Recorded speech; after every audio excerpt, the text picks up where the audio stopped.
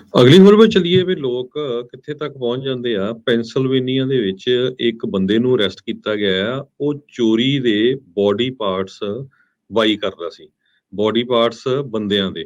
ਸੋ journey ਪੌਲੇ 40 ਸਾਲਾਂ ਦੇ ਇਸ ਪਰਸਨ ਨੂੰ ਈਸਟ ਪੈਨਸਬੋਰਡ ਟਾਊਨਸ਼ਿਪ ਪੈਂਸਿਲਵੇਨੀਆ ਦੇ ਵਿੱਚ ਅਰੈਸਟ ਕੀਤਾ ਗਿਆ ਆ ਵੀ ਇਹ ਅਬਿਊਜ਼ ਕਰਦਾ ਸੀ ਕਾਰਪਸ ਨੂੰ। ਜੋ ਸਟੋਲਨ ਪ੍ਰਾਪਰਟੀ ਸੀਗੀ 14 ਦੇ ਕਰੀਬ ਇਸ ਨੇ ਹਿਊਮਨ ਬੋਡੀ ਪਾਰਟਸ ਆਨਲਾਈਨ ਖਰੀਦੇ। ਜੁਲਾਈ 8 ਨੂੰ ਪੁਲਿਸ ਇਸ ਦੇ ਘਰ ਦੇ ਵਿੱਚ ਗਈ ਜੋ ਕਿ ਨਾਰਥ ਇਨੋਲਾ ਡਰਾਈਵ ਦੇ ਉੱਤੇ ਆ ਤੇ ਉੱਥੇ ਕਾਫੀ ਜੋ ਬੋਡੀ ਦੇ ਪਾਰਟ ਆ ਵੱਖ-ਵੱਖ ਉਹ ਇਸ ਦੇ ਘਰ ਦੇ ਵਿੱਚੋਂ ਮਿਲੇ ਹੈਗੇ ਆ। ਕਹਿੰਦੇ ਭਈ ਇਹ ਕ੍ਰਿਮੀਨਲ ਕੰਪਲੇਂਟ ਇਹਦੇ ਅਗੇਂਸਟ ਫਾਈਲ ਕੀਤੀ ਗਈ ਆ, ਜਿਹਦੇ ਮੁਤਾਬਕ ਇੱਕ ਬੀਬੀ ਅਰਕਨਸਾਸ ਦੇ ਵਿੱਚ ਹਸਪਤਾਲ ਦੇ ਵਿੱਚੋਂ ਜੋ ਜਿਨ੍ਹਾਂ ਦੀ ਡੈਥ ਹੋ ਜਾਂਦੀ ਆ ਲੋਕਾਂ ਦੀ, ਉੱਥੋਂ ਬੋਡੀ ਪਾਰਟਸ ਕੱਟ ਕੇ ਚੋਰੀ ਕਰਦੀ ਸੀ। ਕਿਸੇ ਦਾ ਦਿਲ ਹੋ ਗਿਆ, ਕੰਨ ਹੋ ਗਿਆ, ਲੱਤ ਹੋ ਗਈ, ਹਰਟ। ਸੋ ਇਹ ਵੱਖ-ਵੱਖ university of Arkansas for medical services ਉੱਥੋਂ ਚੋਰੀ ਕਰਕੇ ਆਨਲਾਈਨ ਇਹ ਵੇਚਦੀ ਸੀਗੀ। ਇਸੇ ਤਰ੍ਹਾਂ ਇੱਕ ਮੋਰਚਰੀ ਦਾ EMPLOYEE ਵੀ ਅਰੈਸਟ ਕੀਤਾ ਗਿਆ ਉਸ ਏਰੀਏ ਦੇ ਵਿੱਚ ਜੋ ਹਿਊਮਨ ਬੋਡੀ ਪਾਰਟਸ ਸੈਲ ਕਰਦਾ ਸੀਗਾ।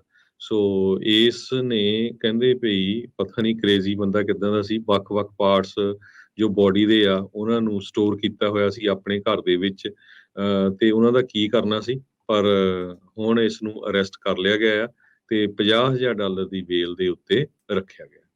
ਅਗਲੀ ਖਬਰ ਵੱਲ ਚੱਲੀਏ ਵੀ ਲੋਕ ਕਿੱਥੇ ਤੱਕ ਪਹੁੰਚ ਜਾਂਦੇ ਆ। ਪੈਂਸਿਲਵੇਨੀਆ ਦੇ ਵਿੱਚ ਇੱਕ ਬੰਦੇ ਨੂੰ ਅਰੈਸਟ ਕੀਤਾ ਗਿਆ ਆ। ਉਹ ਚੋਰੀ ਦੇ ਬੋਡੀ ਪਾਰਟਸ ਬਾਈ ਕਰਦਾ ਸੀ।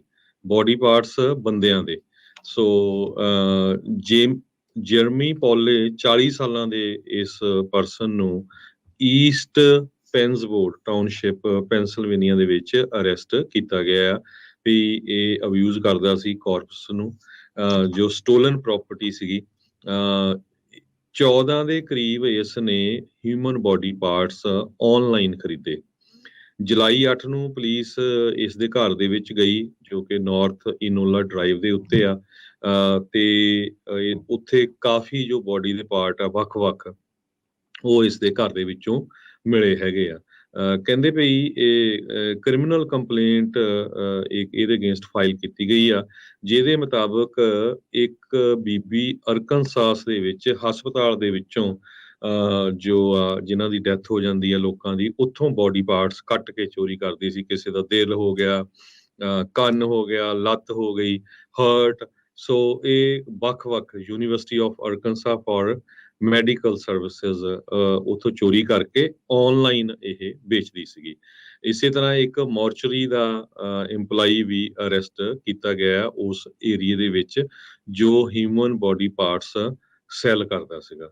ਸੋ ਇਸ ਨੇ ਕਹਿੰਦੇ ਭਈ ਪਤਾ ਨਹੀਂ ਕ੍ਰੇਜ਼ੀ ਬੰਦਾ ਕਿੱਦਾਂ ਦਾ ਸੀ, ਵੱਖ-ਵੱਖ ਪਾਰਟਸ ਜੋ ਬੋਡੀ ਦੇ ਆ ਉਹਨਾਂ ਨੂੰ ਸਟੋਰ ਕੀਤਾ ਹੋਇਆ ਸੀ ਆਪਣੇ ਘਰ ਦੇ ਵਿੱਚ ਤੇ ਉਹਨਾਂ ਦਾ ਕੀ ਕਰਨਾ ਸੀ। ਪਰ ਹੁਣ ਇਸ ਨੂੰ ਅਰੈਸਟ ਕਰ ਲਿਆ ਗਿਆ ਆ ਤੇ $50,000 ਦੀ ਬੇਲ ਦੇ ਉੱਤੇ ਰੱਖਿਆ ਗਿਆ।